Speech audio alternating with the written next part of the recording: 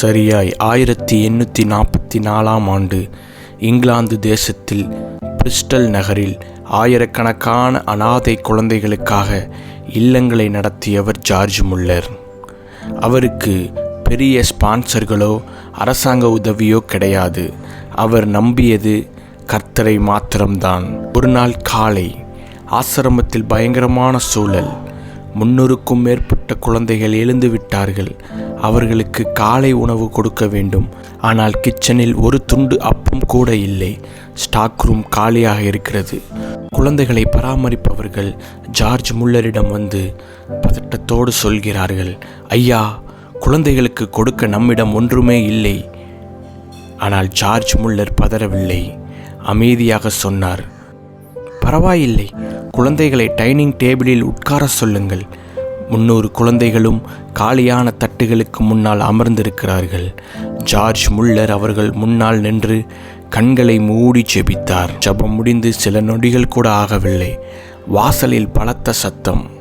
கதவை தட்டுகிற சத்தம் அவருக்கு கேட்கிறது. கதவை திறந்தால் அங்கே ஒரு பேக்கர் நின்று கொண்டிருக்கிறார். அவர் சொல்கிறார், ஐயா, நேற்று இரவு தேவன் என்னிடம் பேசினார்.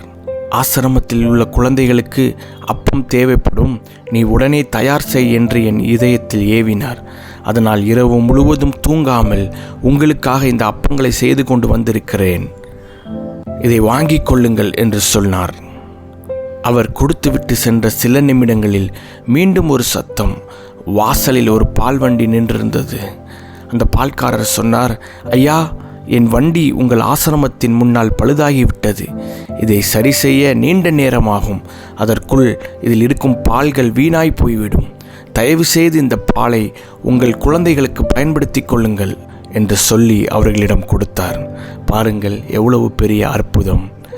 அவர் தட்டில் எதுவும் இல்லாத பொழுது அவர் நன்றி சொல்லி ஜெபித்ததின் விளைவாய் அங்கே 300 குழந்தைகளுக்கு அப்பமும் பாலும் கிடைத்தது. அன்று காலை உணவுக்கான தேவைகள் அங்கு சந்திக்கப்பட்டது.